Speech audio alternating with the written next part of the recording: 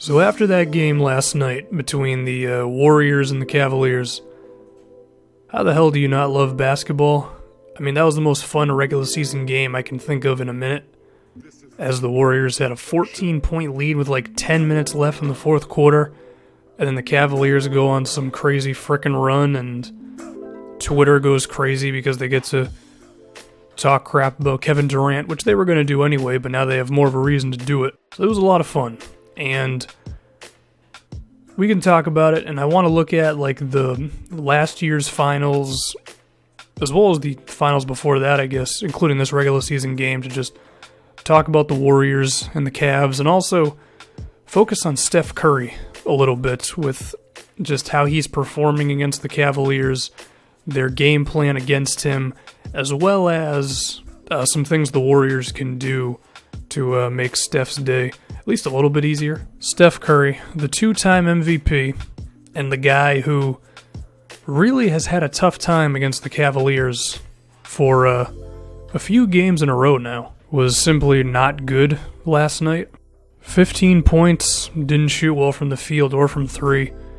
He's actually shooting 39% from three this year. For whatever reason, he's not been as good, but at this point, I think we have a track record for Curry against the Cavaliers because the last three games of the NBA Finals last season, this game as well here, he's had some decent point totals, but he's never been efficient from the floor. The Cavaliers definitely have a good system to defend him. Well, to go against him, I should say, on both sides. When the Warriors are defending, they find ways to get him involved, to force him to play defense, whether it's just simply have his guy move off of screens or have his guy set a screen. In some way, they're going to force Steph to play defense. They're not just going to allow him to chill in the corner. So that's the first step. And then the other thing they do is on offense, when the Warriors like to have Steph moving off of screens, like I've mentioned, the Cavaliers do a good job of switching, but they also just beat him up. They're just really physical with him. They always toe the line between being physical and fouling, which I think is okay. There's a clip last night of Curry running along the baseline, and he gets bumped by like Richard Jefferson, and then Curry, he like falls, well, he kind of stumbles towards where the cameramen are under the basket, and then he looks at the referee for a second, which is like, dude, grow up, okay? You're the star player, or you're at least one of the star players. You're moving off ball. They're going to hit you. You have to deal with it. And you didn't deal with that particular little hit from Jefferson. But that's what the Cavs do, and they do a good job of just making him really uncomfortable. And it shows in his field goal percentages and last night in his production against them. So what I would say, again, Steph, deal with it a little bit better. But also, the Warriors could try moments where Steph just is involved in more simple basketball. Like, just call a pick and roll. Just do the Steph Curry, Kevin Durant pick and roll, or the Steph Curry, Draymond pick and roll. I feel like they've actually moved away from that simple style of play this season, which, based on what Kyrie Irving did against them again, like, obviously simple basketball has value. Like, the Cavaliers are not going to be able to beat up Curry if he has the ball in his hand because they're going to be fouls. I'm not saying make that the entire backbone of your offense. Like, still do your off-ball stuff, but sometimes just give it to Steph and let him be him. Like, he's a really damn good player. It's not like he's incapable of going one-on-one or in isolations or in pick and rolls and making something good happen. Of course he can.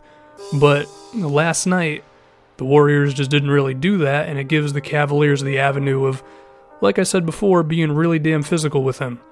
If you get an isolation with him on, the left or right-handed side against Kyrie Irving, see what happens. Because what you're doing right now with him is not working. Again, Steph has to deal with it a little better.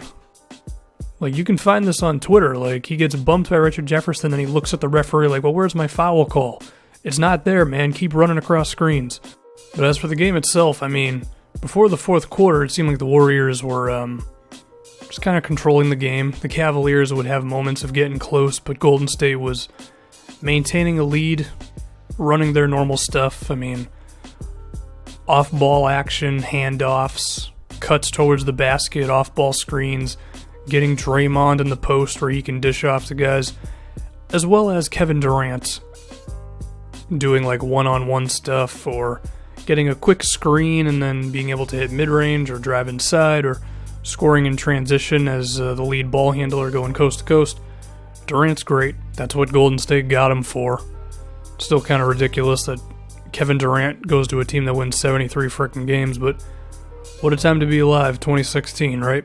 But then, the fourth quarter, where the Cavaliers just went on their ridiculous comeback. Here's the thing, even if Kevin Durant hits that last shot and the Warriors ultimately win, the fact that the Cavaliers came back from that deficit says more to me than the result of the very last shot, because I think what we saw in the last, well, pretty much just the entire fourth quarter was the Warriors' style of offense. It's off-ball movement and everything I just mentioned, and that's great. It's all like textbook. Coaches love it, basketball, everybody moving it and everything. But we saw Kevin Durant just go into work throughout the game where having the ball in his hand, pulling up on, a couple shots over LeBron. He got a handoff from Draymond that resulted in a 3 over LeBron. Just beating guys off of one quick crossover. That's the type of stuff that works in the fourth quarter when the defense starts to care a little bit more, and the Cavaliers did a pretty damn good job of switching as they do against the Warriors, and that's when it's good to just go one-on-one sometimes or get it to Durant in the post. And Golden State didn't really want to do that. That's not really their style, which again, I understand, but I'm like, the whole cute style of play that they have where everybody's moving it and everything, sometimes you just have to give it to, in this case, Kevin Durant and just say, dude, go get us a bucket right now. And we saw the Cavaliers, who are a team that always does that, happen last night with Kyrie Irving. Because Kyrie was the driving force in the Cavaliers' comeback, and he had a 3-pointer over Steph Curry, which is funny, for obvious reasons. He had another one over Draymond, and I love the little mini rivalry that Draymond and Kyrie have. If you notice, whenever Green gets switched on to Kyrie like always goes at him. That's always a small nuance of this rivalry I've enjoyed. But yeah, Kyrie hit a 3 over him. There was another time when he was in transition and he split the defense and he finished inside over like 1 or 2 Warriors. And the craziest shot of the night, other than the bucket that put him up 2, the turnaround jumper, was the lefty hook shot over Kevin Durant, where he got by KD just enough to throw it up there, and that was crazy. And that's what I'm talking about. Like, the off-ball movement is great, but the Cavaliers have gotten very good at switching and not making things easy for the Warriors in that style of offense. You can't switch on an ISO. You can bring help defense, but then you're opening up opportunities for guys to hit threes, and I think the Warriors should explore that a little bit more, especially with Kevin Durant, because him at his core is an isolation player. Basically, what Kyrie Irving did to you last night, you could try that out in times against the Cavaliers. Now, for Golden State in the future, if Kyrie is going off on you like that, maybe put Iguodala on him.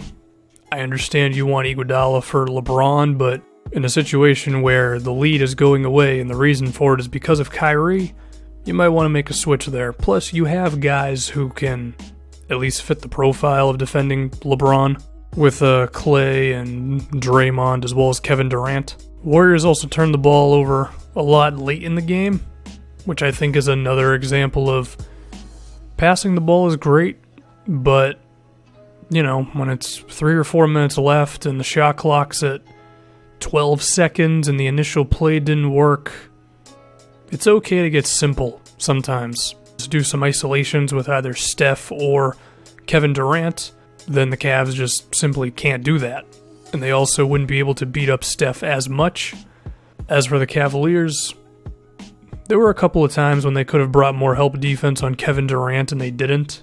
Durant's going to do his thing whether you defend him or not, but you can at least make it a little tougher on him. But that's about it. Warriors and the Cavs. It's really damn fun when these two teams face each other. Hell of a win by the Cavs last night. I think both teams could make some adjustments, but I think more need to be made by Steph Curry, as well as the Warriors.